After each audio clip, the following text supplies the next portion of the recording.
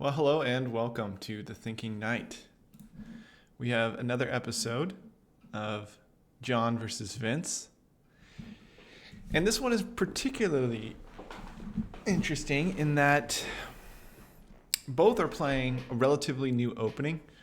Vince is playing the Kalashnikov, which I recommended to him after the Knight's exchange. And John is playing sort of a new move with c4 with the knight tucked behind. So I'm going to jump right into it here. All right, so John with e4, c5. I should mention Vince is playing black and I'm playing white. Knight f3, knight c6, standard development. d4, breaking it open, going for an open Sicilian. C takes, and white takes back. All right, here we have the open Sicilian position, and now it can deviate into many different variations, but Vince decides to go with E5, the Kalashnikov, something I've been studying recently. Excited to learn about it. So it was cool to see. The best move is to plunge the knight right in on B5. And here we have it.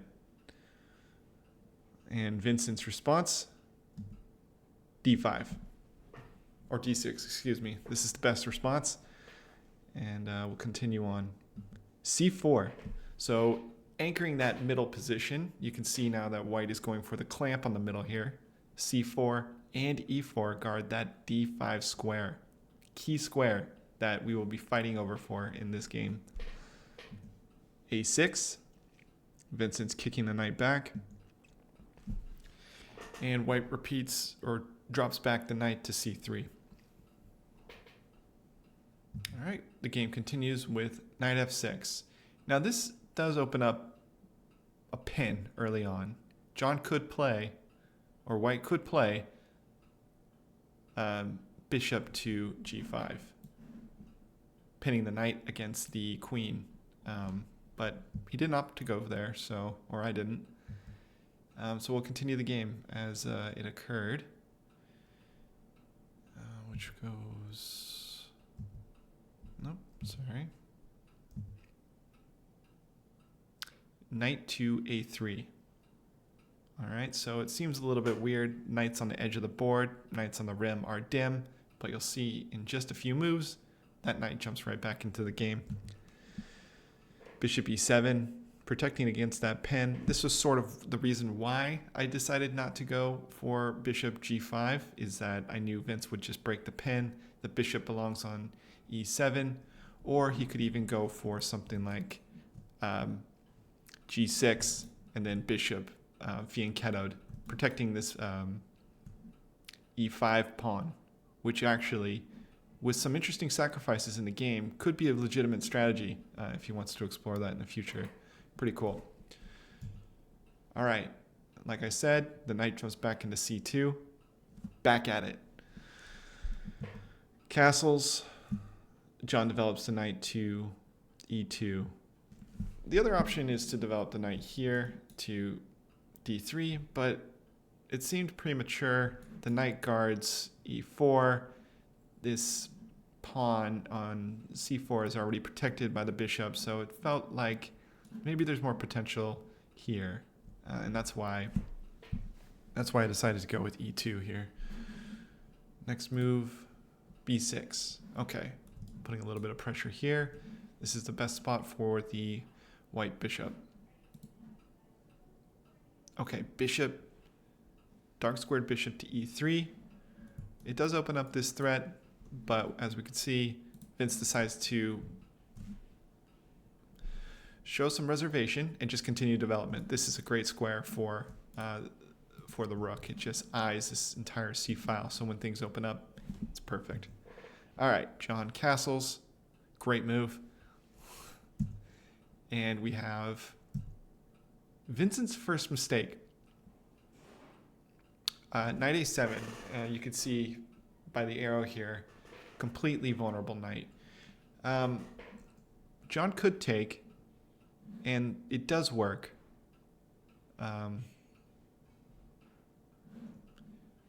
let's say I do take, the bishop does get into a little bit of trouble here. And this is sort of probably why I didn't play it during the game. I can't really say for sure. But the queen guards that b6 pawn. And so you could have the knight swinging over here. And you lose a bishop for a knight. The knight was on the b7 square, so we go back a little bit. That's a misplaced knight. So I decided not to go for it, or to be honest, I probably missed it. But all right, let's continue. b3. Mistake. Of course, I should have taken the knight. Hindsight 2020, but I didn't. All right, and if we continue down the game, Vincent with the b6. So Vincent notices mistake and decides to shore up his defenses here. I think this is a tepid move. The knight could probably just bounce right back to c6, according to the computer. But really, I think what Vince should be going for is pawn b7 to b5, breaking open that queen side and sacrificing a pawn even, really. Well, it might not sacrifice with those tactics, but it's an interesting idea, opening up the queen side. We'll see later on that the game does lock down quite a bit. All right, knight jumps in. So my idea here, as you can see, we are now starting to fight for this d5 square. Look at all these defenders on the d5 square. Almost all of my pieces are looking there.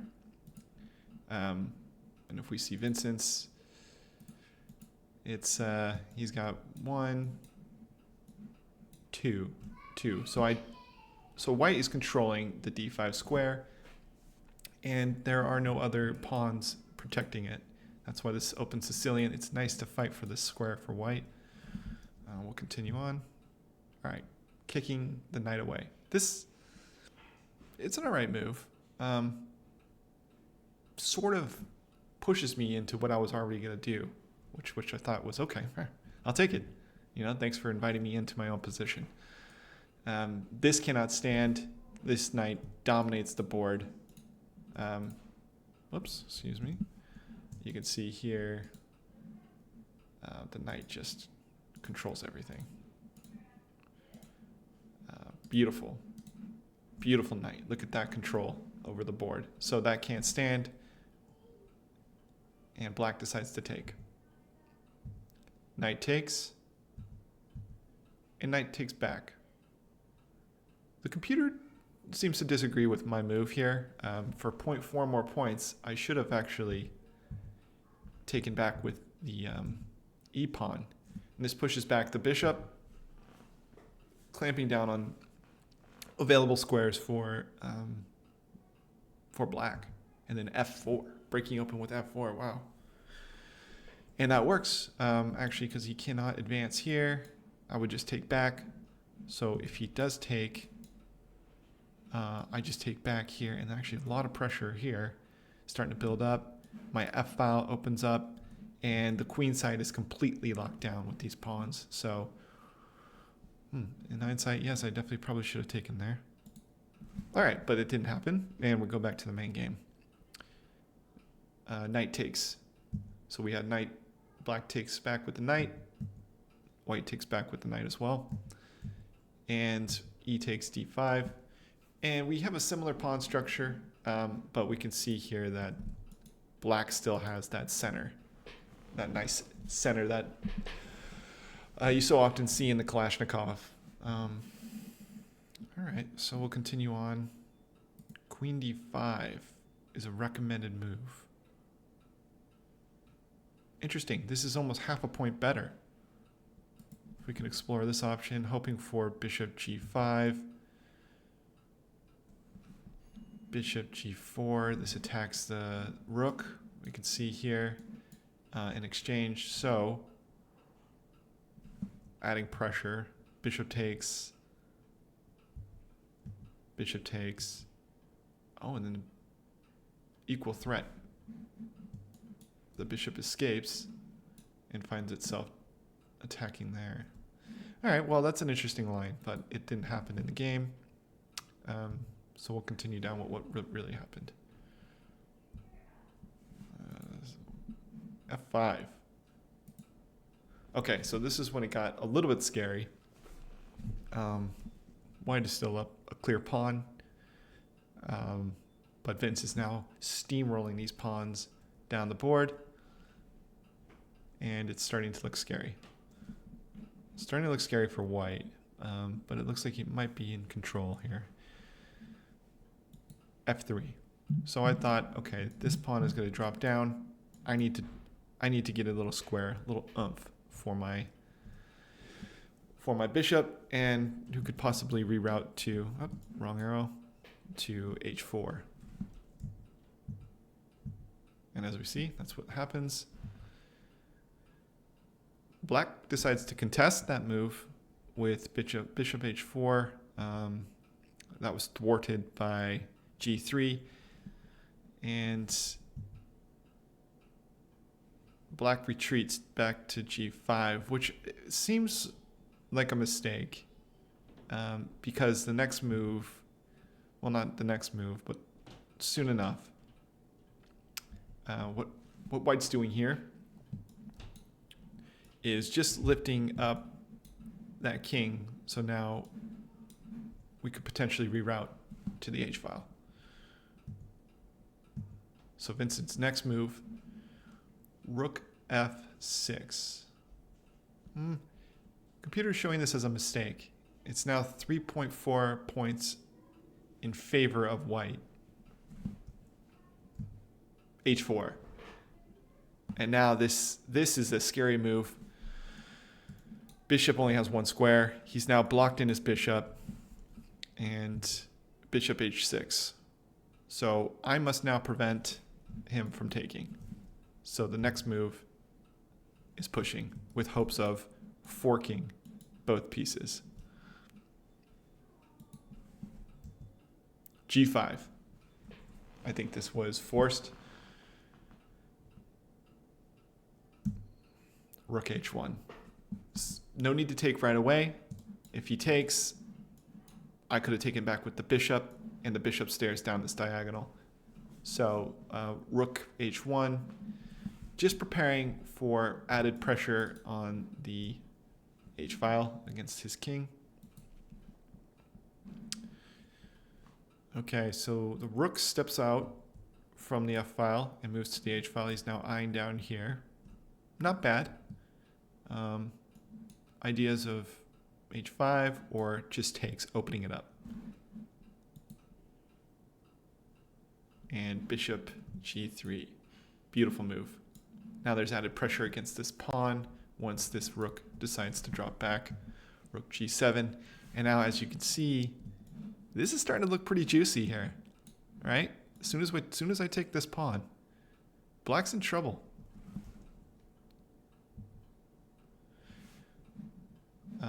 But White decides to take it slow and anchor that bishop on a beautiful diagonal. Forcing move. Rook to the b8 square. Not really doing anything there. And as you can see, I mean, look at White's pieces, or Black's pieces here. We have a knight on the rim looking at absolutely nothing.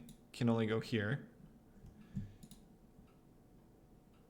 A rook biting its teeth on a b6 pawn that isn't really going anywhere. We have a bishop stuck in the corner here by its own pawn and rook, and a queen that has just never got on board, looking at absolutely nothing. So this game is looking pretty good in White's favor. Queen c2. All right, so now we're adding just adding pressure. You know, nothing needs to happen right away. There's no rush for Black to take here, because if he does, bishop comes in, like I said earlier, and adds that pressure there. Okay, so queen comes to f6, finally entering the game. Sort of a scary diagonal. If that pawn decides to push, might come with tempo. perfect time to take. So white takes. Now this is a forcing move. Bishop takes.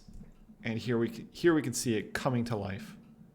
3 pieces against that king's h7 square. Check. Bishop to h7. King retreats to f8. And bishop just slides back. Little peekaboo action, if you will. b5. Black is desperately trying to find counterplay.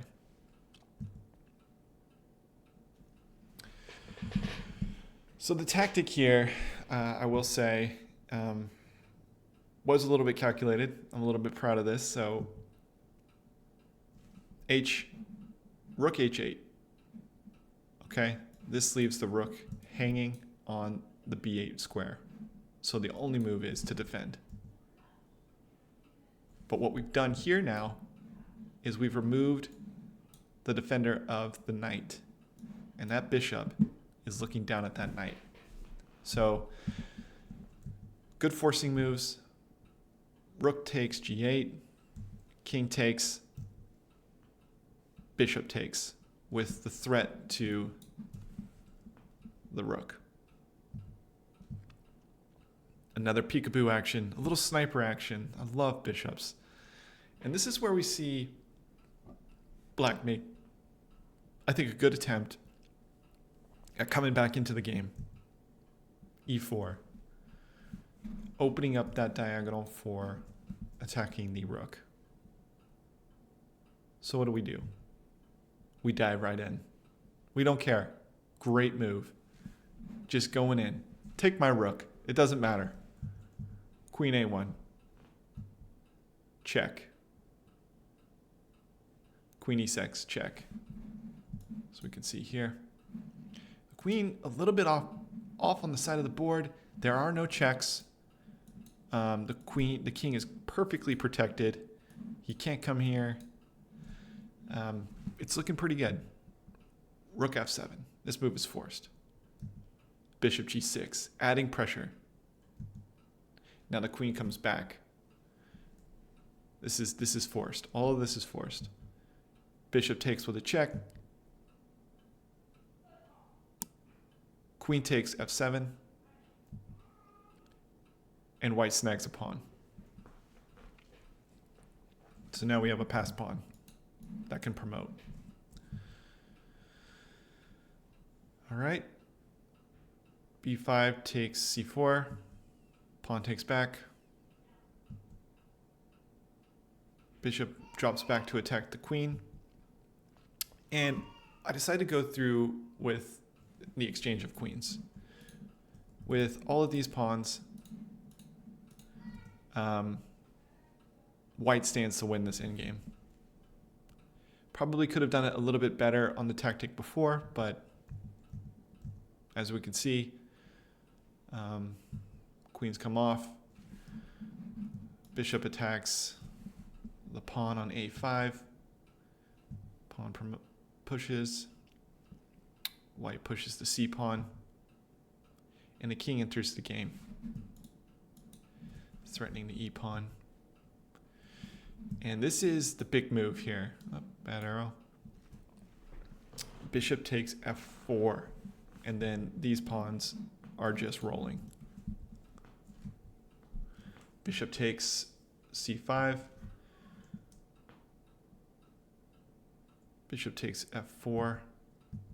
King up. And as you can see, this pawn is safe. This pawn has no prospects of promoting. The king has to move all the way over in order to attack and then move out of the way. Meanwhile, I just need to make a few moves forward and I will promote. King h4, pawn a3, king jumping into the game on g5, check from the bishop. King advances. Bishop down. So the idea probably is to at least carve off some of these pawns on their way up to promote. But white plays it rather sound, controls any squares, The king cannot get in.